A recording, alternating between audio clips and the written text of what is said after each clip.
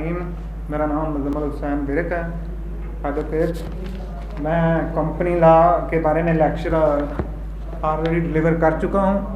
Company law LLB part two.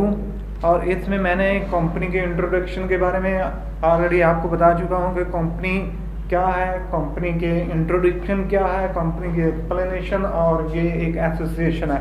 और मैंने जैसा कि पिछले लेक्चर में आपको साथ वादा किया था कि मैं कंपनी की जो दो काइंड है, major kind, public company and private company, उनके दरमियान डिफरेंस जो है वो मैं आपको एक्सप्लेन करके डिलीवर करूँगा। तो आज का लेक्चर जो है, आज का टॉपिक जो है वो चलिए इसी के बारे में हमने तैयार किया कि कंपनी जो मेजर दो काइंड हैं, प्राइवेट कंपनी और पब्लिक कंपनी, उनका डिफरेंस क्या है। तो चलते हैं हम अपने लेक्चर की तरफ। कंपनी का इंट्रोडक्शन जैसा कि आपको पहले मैंने बताया, एसोसिएशन है। अब दो काइंड कंपनी की मैंने आपको बताई हैं, एक है पब्लिक कंपनी और दूसरी है private company. Public company, private company के बारे में मैंने बकायदा आपको इंट्रोडक्शन इन दोनों का बताया कि ये क्या है। पब्लिक कंपनी जो है रजिस्टर्ड होती है और प्राइवेट कंपनी जो है वो नॉन रजिस्टर्ड भी हो सकती है। ये इसमें मेजर इनमें फ़र्क है। लेकिन अगर कंपनी रजिस्टर्ड हो तो उसके पास इख्तियारात भी ज़्यादा होते हैं, वो बेनिफिट भी ज़्यादा ले सकती है प्राइवेट जो अनरजिस्टर्ड कंपनी की निस्बत। अब इनमें difference between the public company and private company, ये आज का हमारा टॉपिक है। सबसे पहले जो मेजर डिफरेंस है वो नाम का डिफरेंस है। आपने देखा है कि बाद कंपनीज के ऊपर लिखा होता है फलां प्राइवेट लिमिटेड कंपनी, प्राइवेट का लफ्ज़ वाज़ा मौजूद होता है, लेकिन बाद कंपनी में प्राइवेट का लफ्ज़ नहीं होता। उससे मुराद हम यही लेंगे कि वो कंपनी जो है वो पब्लिक कंपनी है, वो बाकायदा रजिस्टर्ड है, उसके पास इख्तियार ज़्यादा है।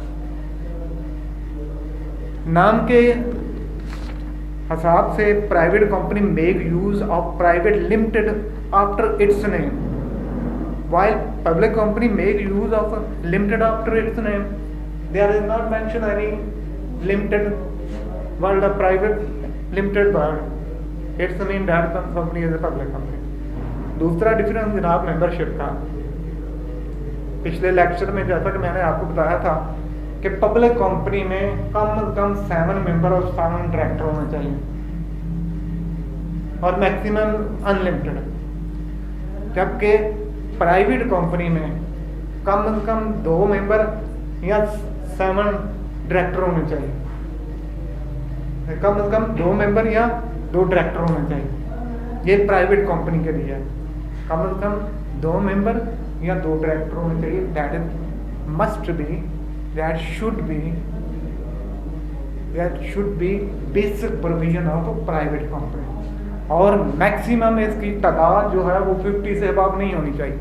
ये मेंबरशिप है, इसमें लिखा है private company minimum number of its member is 2 and maximum number of its member is 50। On the other hand दूसरी तरफ चलते हैं जनाब, जो प्राइवेट बरकत जो दूसरी कंपनी है पब्लिक कंपनी में on the other hand minimum number of member is 7 and maximum number of member is unlimited in public company। ये डिफरेंस दूसरा। तीसरे नंबर पर जो जनाब है कमेंसमेंट ऑफ बिजनेस। अब ये नहीं कि हम एक कंपनी बना लेते हैं तो हम उसका कारोबार जब मर्जी शुरू कर सकते हैं, नो, क्योंकि हम एक लॉ पढ़ रहे हैं। इस लॉ के मुताबिक उस कंपनी की तमाम प्रोविजन बताई गई हैं कि कंपनी किस तरह अपना बिजनेस शुरू करेगी और कंपनी की किन रूल के तहत अपना बिजनेस चला सकते हैं। अब इसमें भी फर्क है दोनों कंपनी पब्लिक और प्राइवेट का कमेंसमेंट ऑफ बिजनेस के आगाज में भी। जैसा कि private company can commence its business, अपना बिजनेस शुरू कर सकती है after getting of certificate of incorporation. जब वो इनकॉर्पोरेट होगी, अपना वजूद बना लेगी और अपने दस्तावेज तैयार कर लेगी जो नेसेसरी हैं, then that company can carry on its business, can commence its business, whereas public company को require क्या होता है, both the certificate of incorporation incorporate होने के लिए उसको सर्टिफिकेट की ज़रूरत है, and the certificate of business for commencement for business. दो सर्टिफिकेट है, फर्स्ट है दरकार जनाब सर्टिफिकेट ऑफ इनकॉर्पोरेशन, सेकेंडली उसके लिए लाजमी है certificate of commencement of business. If the public company have no one certificate either commencement of business or either certificate of incorporation, that public company cannot commence its business. But a private company, after getting the certificate of commencement of business, certificate of incorporation, that private company can commence its business। उसको सिर्फ certificate of incorporation की जरूरत होती है, जबकि public company जिसके पास इख्तियारात ज़्यादा होते हैं, जो प्राइवेट नहीं होती, जिसने कानून की तमाम प्रोविजन को मुकम्मल करना होता है, उसके पास कमेंसमेंट ऑफ बिजनेस का सर्टिफिकेट होगा, तो then public company can commence its business, can begin its business, otherwise that public company can not begin its business. उसके बाद जनाब है memo memorandum of article of association. Memorandum article of association क्या and article of association, इन दोनों में फर्क है। Memorandum of association and article of association. Memorandum of association और आर्टिकल ऑफ एसोसिएशन दो दस्तावेज हैं जो कि हर कंपनी के लिए लाजमी होते हैं, चाहे वो प्राइवेट कंपनी हो चाहे वो पब्लिक कंपनी हो, और दोनों में फर्क है, क्योंकि प्राइवेट कंपनी रजिस्टर्ड भी हो सकती है, उसके लिए ज़रूरी नहीं है कि वो दोनों दस्तावेज मेमो ऑफ एसोसिएशन या आर्टिकल ऑफ एसोसिएशन को रजिस्ट्रेशन ऑफिस में जमा कराएं। जबकि पब्लिक कंपनी जिसका रजिस्टर्ड होना लाजमी है, वो लाजमी तौर पर अपना आर्टिकल ऑफ एसोसिएशन की दस्तावेज और मेमोरेंडम ऑफ एसोसिएशन की दस्तावेज must be file before the registrar concerning registrar. जो रजिस्ट्रार पावर रखता है जहां पर वो कंपनी रजिस्टर्ड होनी चाहिए, उसके पास वो दस्तावेज जमा होने चाहिए। Filing of memorandum of association and article of association. Memorandum of association and article of association of private company are signed by at least 2 person, ये भी फर्क है। But memorandum of association and article of association of public company are signed by at least 7 person. जैसा कि हम पहले membership में भी जिक्र कर चुके हैं कि प्राइवेट कंपनी के लिए कम से कम 2 मेंबर होने चाहिए और पब्लिक कंपनी के लिए कम से कम 7 मेंबर होना चाहिए। अब ये दस्तावेज जो मेमोरेंडम ऑफ एसोसिएशन है, आर्टिकल ऑफ एसोसिएशन है, ये भी इसी तरह उसी रिक्वायरमेंट के मुताबिक मिनिमम प्राइवेट कंपनी में 2 शख्स और जो पब्लिक कंपनी है उसमें 7 शख्स उसके ऊपर साइन करें कि हमने ये जो रूल्स लिखवाए हैं, ये जो किताबचे लिखवाए हैं, ये जो प्रिंसिपल लिखवाए हैं, वो बिल्कुल दुरुस्त है। उसके ऊपर वो सिग्नेचर करके उसको वेरीफाई करेंगे। अगर आप filing of prospectus,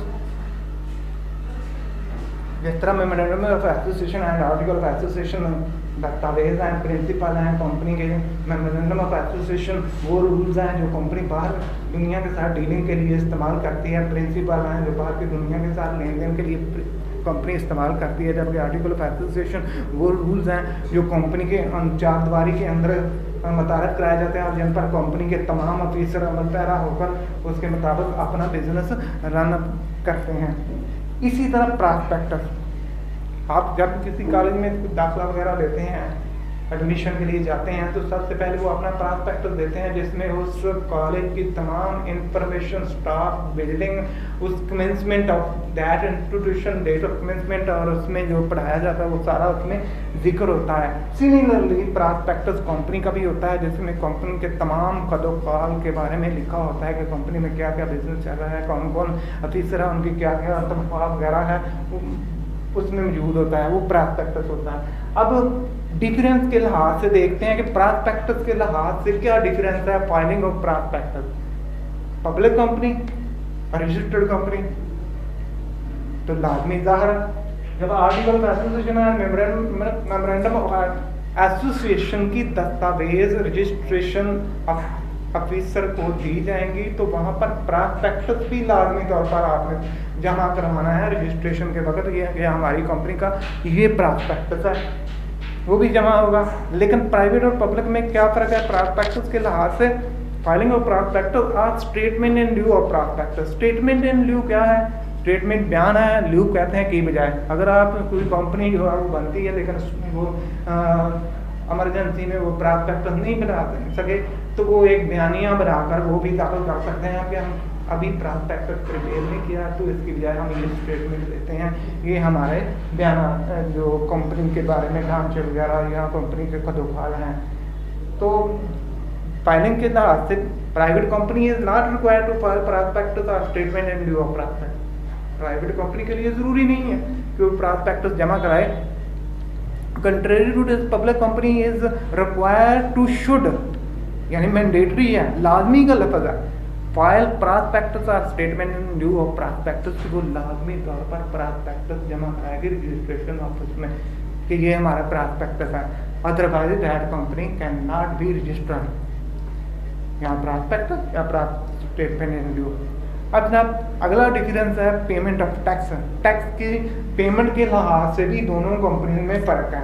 public company as far as private company is concern, private company के tax is paid on the whole profit. Company में को जितना प्रॉफिट हुआ हो उसके ऊपर टैक्स अदा करना होता है। जबकि on the other hand both public company and it's individual पे टैक्स, यानी शेयर होल्डर को अलग से टैक्स अपने प्रॉफिट पर जमा कराना पड़ता है और कंपनी को अपने प्रॉफिट पर अलग से टैक्स जमा करवाना पड़ता है। इंडिविजुअली भी और कलेक्टिवली भी कंपनी जिम्मेदार है और इंडिविजुअली उसमें जो प्रॉफिट ले रहे हैं वो उसमें टैक्स अदा करेंगे। ये भी फ़र्क है प्राइवेट कंपनी और पब्लिक कंपनी में। अब जनाब उसके बाद है ट्रांसफर ऑफ शेयर। कंपनी के पास शेयर होते हैं, उन शेयर को में से शेयर होल्डर के पास जो शेयर होते हैं वो शेयर होल्डर भी ट्रांसफ़र कर सकते हैं। अगर कंपनी के पास रिजर्व शेयर मौजूद हो तो कंपनी जो है वो अपने डायरेक्टर के ज़रिए या ऑथराइज्ड ऑफिसर के ज़रिए उसकी इन्विटेशन देती है कि ये हम शेयर ट्रांसफ़र करना चाहते हैं, कोई खरीदना चाहता है तो हम उसको इन्वाइट करते हैं, हमसे बार्गेनिंग करें। तो इस लिहाज से क्या फ़र्क है दोनों कंपनीज में?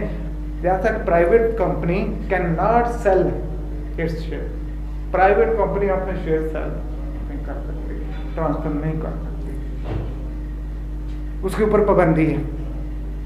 And even its share are not transferable. ये प्राइवेट कंपनी के शेयर जो है वो ट्रांसफरेबल नहीं है। कंट्रेरी इसके बिल्कुल बारकस जनाब public company can sell its share and even its share are transferable. Public company अपने शेयर ट्रांसफर कर सकती है जबकि प्राइवेट कंपनी अपना शेयर ट्रांसफर नहीं कर सकती। उसके बाद जनाब है इशू डिबेंचर। अब डिबेंचर क्या है? डिबेंचर जब कंपनी को कोई कर्ज दरकार हो, किसी प्राइवेट शख्स को वो इन्वाइट करके ले सकती है या किसी बैंक से कर्ज लोन ले सकती है। उस कर्ज के एवज कंपनी जो डॉक्यूमेंट या जो सिक्योरिटी का पेपर जारी करती है उसको डिबेंचर कहते हैं, कफालतनामा। अब इशू डिबेंचर प्राइवेट कंपनी और पब्लिक कंपनी में डिबेंचर के लाते क्या फ़र्क है? जिस तरह private company can not transfer its share and its share are not transferable, similarly private company can not issue debenture,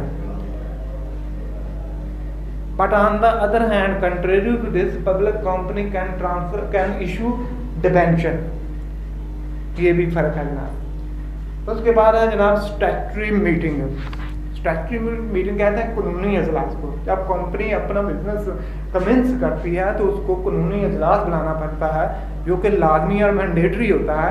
और इसमें कंपनी के लिहाज से कुछ फ़र्क जो मौजूद है प्राइवेट कंपनी और पब्लिक कंपनी में स्टैट्यूटरी मीटिंग के लिहाज से मौजूद है। Statutory meeting it is not necessary for private company to hold statutory meeting. Private company के लिए ज़रूरी नहीं है कि वो स्टैट्यूटरी मीटिंग जो है वो इनवाइट करें। Where as it is compulsory, यानी शुड लाजमी तौर पर for the public company to hold such meeting. ये भी जनाब फर्क है, प्राइवेट कंपनी स्ट्रैटेजी मीटिंग करने की इजाज़त नहीं है, करे ना करे, लेकिन पब्लिक कंपनी के लिए ये लाजमी कंपलसरी है कि वो स्ट्रैटेजी मीटिंग है। उसके बाद जनाब आखिर पे है डेजोलेशन, कि कंपनी को ख़त्म, कंपनी की मंसूखी, कंपनी की तनसीक के लिहाज से भी क्या फ़र्क है। हाँ, इस लिहाज से भी प्राइवेट कंपनी और पब्लिक कंपनी में फ़र्क है। अंडर कंपनीज आर्डिनेंस, इस लॉ के तहत, इस कंपनीज आर्डिनेंस के तहत separate and difference procedure have been provided for dissolution of private company and public company. Private company अपने आप को डिजॉल्व करने के लिए अलग प्रोसीजर है उसका, जबकि पब्लिक कंपनी जब अपने आप को डिजॉल्व करना चाहती है तो उसके लिए प्रोसीजर अलग है। उसमें वो प्रोसीजर आउट ऑफ कोर्ट भी है, वो procedure with the intervention of the court भी है। इस लिहाज से डेजोलेशन में भी पब्लिक और प्राइवेट कंपनी में दोनों में फ़र्क मौजूद है। ये जनाब आज का लेक्चर था जिसमें डिफरेंस हमने between private company and public company, मैंने वाज़ेह तौर पर आपको ये पॉइंट बता के जनाब बता दिया कि ये 10 डिफरेंस हैं इसमें, जिनके लिहाज से आप इनको अलग अलग एलेबोरेट करके बड़े ईजिली इसके बारे में बता सकते हैं। और उम्मीद है कि आपका आज का लेक्चर आपको पसंद आएगा और नेक्स्ट इंशाल्लाह एक नए लेक्चर के साथ आपकी खिदमत में पेश होगा। तब तक के लिए